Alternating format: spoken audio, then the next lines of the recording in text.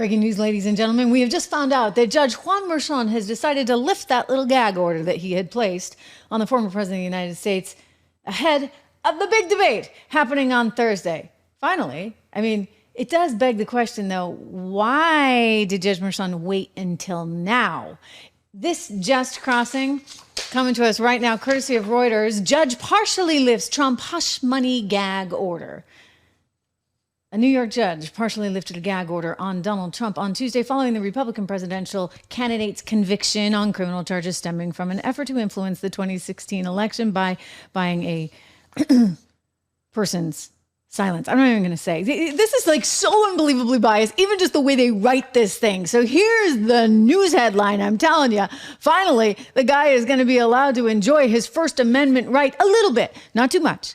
Just a little bit, you see, because, we got to be careful because he might actually say something that upsets Judge Juan Merchan and his daughter who profited by running $93 million through her social media campaigns to help the other side. I mean, think about that. How bizarre is it? I mean, wouldn't you, if you're a judge, I'm just saying, and you happen to have a daughter that makes her living off of every minutia in the news business, specifically tied to these court trials, these cases, wouldn't you as a judge say, okay, maybe this is a little too close to home? I mean, when I have to issue a gag order telling the guy not to keep talking about this close proximity between my daughter and Adam Schiff and the rest of them, wouldn't you think that maybe that's time to say, okay, you know what? I'm going to pass the torch on to somebody else. But no, instead, he just puts a gag order over Donald Trump. Well, how the heck do you campaign with that? Think about it.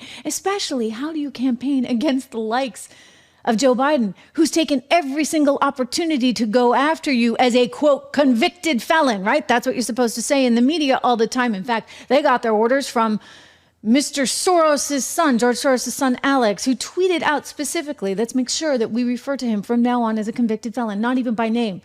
So here comes in Biden, ready to go after Donald Trump for all it's worth. He's already got the campaign ads out, and yet Trump is not allowed to say boo.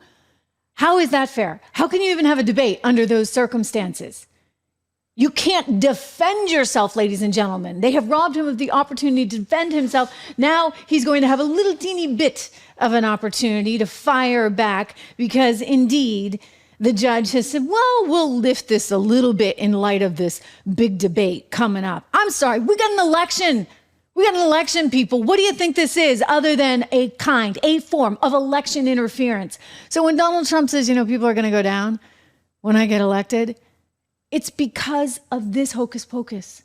Too much of this over and over and over again, which is creating an environment where you're suppressing an entire side. You're suppressing half the country. You are suppressing the quote unquote MAGA movement that you hate and despise so much because it is your opposition. Prosecutors, quote, I was about to say Massachusetts or masochistic. That's like some kind of Freudian slip. Manhattan District Attorney Alvin Bragg's office said that limits on Trump's speech about trial witnesses were no longer needed, but they urged Merchan to keep in place restrictions on his comments about jurors, court staff, and individual prosecutors, citing risks to their safety. In the criminal trial of a U.S. president, a Manhattan jury on May 30th found Trump guilty, blah, blah, blah, blah, blah. Anyway, Merchan imposed the gag order before the trial even began back in April, finding that Trump's history of threatening statements posed a risk of derailing the proceedings. I mean, come on.